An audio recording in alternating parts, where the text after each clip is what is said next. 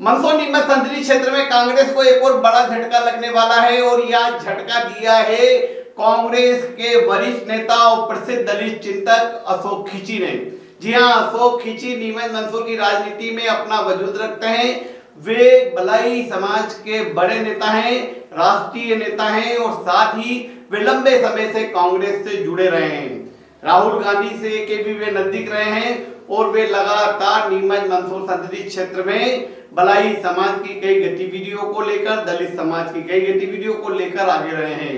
हम आपको बता दें कि नीमच जिला पंचायत के वे सदस्य रहे, कुकड़ेश्वर के रहने वाले हैं, जहां उनके परिवार में कई लोग पार्षद रहे और वे सुंदरलाल पटवा जो कि पूर्व मुख्यमंत्री, उनकी सरजमी पर उनके खिलाफ राजनीति करते आए हैं। वर्तमान में जो कर्नाटक के राज्यपाल और भाजपा के वरिष्ठ नेता रहे तावरचंद गहलोत के नजदीक हैं। पहला टिप्पणियां जो प्रसिद्ध कबीर भजन गायक वो कांग्रेस नेता उनके भी नजदीक रहे हैं और अशोक खींची ने 10 दिन पहले कांग्रेस के सभी पदों से इस्तीफा दे दिया था और वे भाजपा ज्वाइन करने वाले हैं। देर रात सांसद सुधीर गुप्ता अशोक खींची के कुकड़ेश्वर स्थित निवास पर गए, जहां बंद कमरे में लंबी चर्चा हुई। उसके बाद यह तय हुआ कि वे आज शाम को पिपलिया मंडी में मुख्यमंत्री मोहन यादव के समक्ष भाजपा की सदस्यता लेंगे। तो अशोक खींची एक बड़ा झटका देने जा रहे हैं कांग्रेस को। वे पिपलिया मंडी मल्हारगढ़ में कांग्रेस की राजनीति करते हैं, कुकड़ेश्वर के रहने वाले हैं और कांग्रेस के बड़े दलित चेहरा हैं जो अब कांग्रेस छोड़ने जा रहे हैं। ये आज भाजपा सदस्यता के लिए है।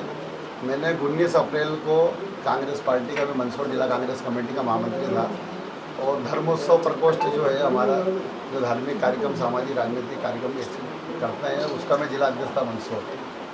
मैं लगभग 17 साल से पिपलिया मल्हारगढ़ रह के समाज सेवा राजनीतिक क्षेत्र में काम कर रहा हूँ और कंटिन्यू हर साल सम्मेलन, सामूहिक हो, चाहे कबीर महोत्सव, चाहे प्रतिभा सम्मान, वृक्षारोपण, मतदान कार्यक्रम करता हूँ और हमेशा से सभी विचारधारा के लोगों को उस कार्यक्रम में बुलाता हूँ। 2013 में से पहले जब अभी जो सांसद जी है, ये जिला बीजेपी के अध्यक्ष थे मंदसौर के, तो माननीय थावरचंद गहलोत साहब केंद्रीय मंत्री थे। असंग साहब का कार्यक्रम हुआ था पिपलिया मंडी पूर्व धर्मशाला में।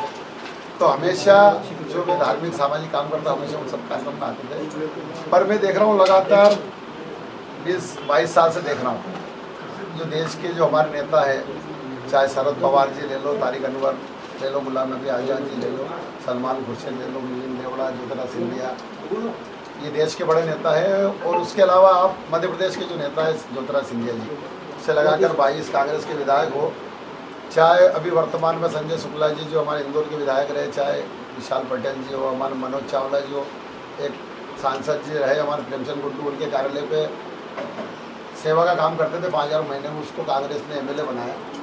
वो सब लोगों को कांग्रेस ने बहुत कुछ दिया, तो वो छोड़ के कांग्रेस चले गए। उसके बाद भी मैं कांग्रेस पार्टी में काम करता हूँ। मैं NSU अध्यक्ष, जिला पंचायत सदस्य यहाँ रहा नीमच में। सब लोगों का आशीर्वाद, जब मैं सदस्य बना उस समय भी बीजेपी के लोगों ने मुझे वोट दिए थे, शिवसेना, RSS, कांग्रेस।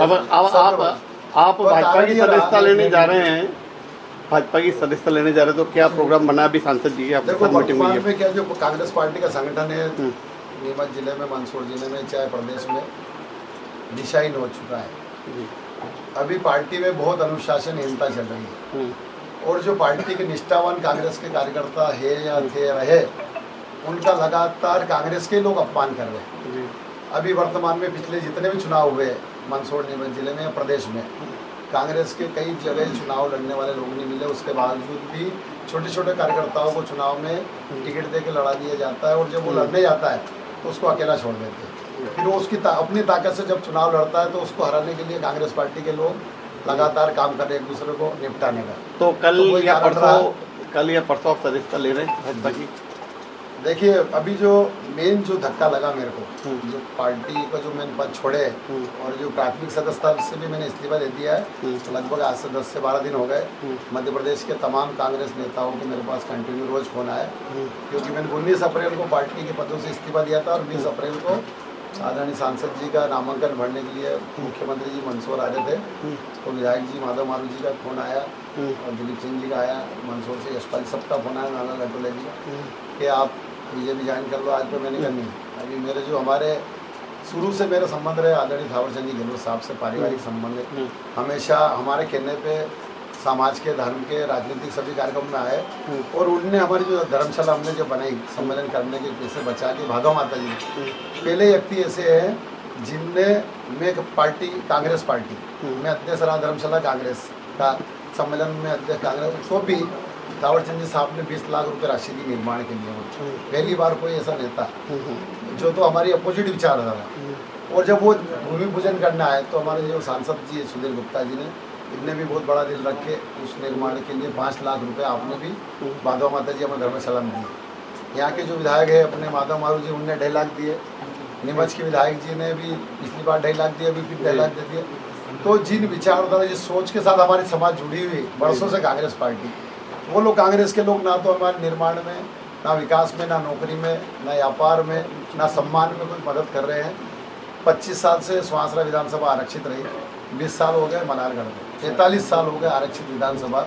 हमारा भले समाज जो है जिस वर्ग से मैं आता हूँ, जिस समाज से मैं आता हूँ, जिस तो 45 साल के बाद भी हमको किसी भी एक भले मालवी मेहर समाज के व्यक्ति को सुहासरा विधानसभा चुनाव लड़ने का कांग्रेस ने मौका नहीं दिया। 4 चुनाव मलारगढ़ के हो गए।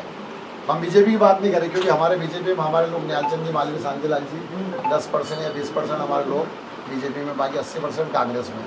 पर जिस पार्टी को हम वोट देते हैं, जिसकी सेवा करता है, तो उसका हक अधिकार बनता है हमारा, उनको मौका देना था। तो वो भी एक कारण रहा।